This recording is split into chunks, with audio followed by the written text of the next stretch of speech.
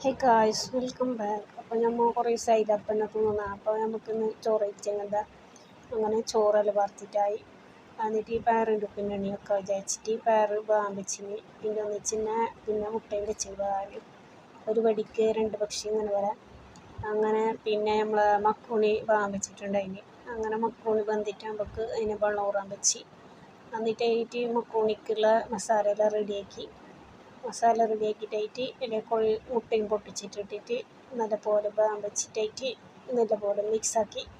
എന്നിട്ടായിട്ട് ഇതിലേക്കാണ് നമ്മൾ വേവിച്ചിട്ട് വെച്ചിട്ടുള്ള മക്രോണി ഇട്ടത്.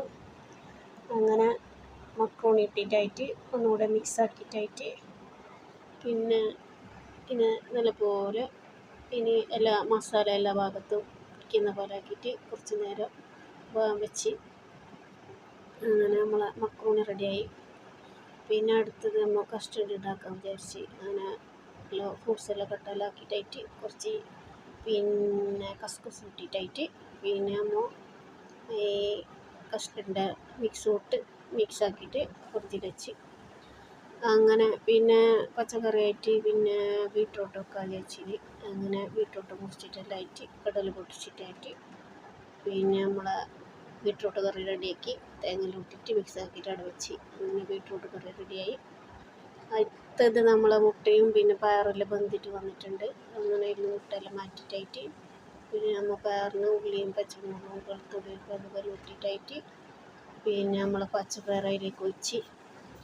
എന്നിട്ട് അതിൽ കുറച്ച് പിന്നെ ചുവന്ന മുളകും പിന്നെ കുറച്ച് മഞ്ഞൾപ്പൊടി മിക്സാക്കിന് അതും കൂടെ ഇട്ടിട്ട് ഈ വെന്ത് വന്ന തക്കാളി ഇട്ടിട്ട് പിന്നെ മിക്സാക്കിയിട്ടായിട്ട് നല്ല പോങ്ങനെ ഉടച്ച് തക്കാളിയിൽ പോങ്ങനെ ഉടച്ചിട്ടായിട്ട് നമ്മളെ ഈ വേവിച്ച ഇതിലെ പച്ചപ്പയർ ചെറുപയർ അങ്ങനെയെല്ലാം പറയും. ഒരാൾ ഇരുന്ന് പറയും. അങ്ങനെ ആ കറി റെഡിയായി. എന്നിട്ട് നമ്മൾ ഈ മുട്ടയില്ലേ, മുട്ടതെ ഞാൻ ഇങ്ങനെ പൊരിക്കാൻ വേണ്ടിയിട്ടാണ് മുട്ട വേവിച്ചത്.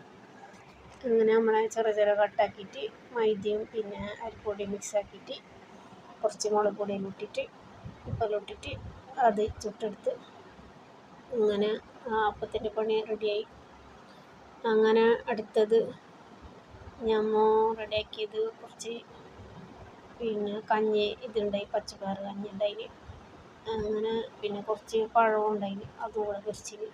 അങ്ങനെ നല്ല സംഭവമെല്ലാം പ്ലേറ്റിലെല്ലാം ആക്കിയിട്ടായിട്ട് നമ്മൾ നോമ്പ് തുറക്കാൻ വേണ്ടിയിട്ട് ടേബിളിലേക്ക് കൊണ്ടുവച്ചിന്.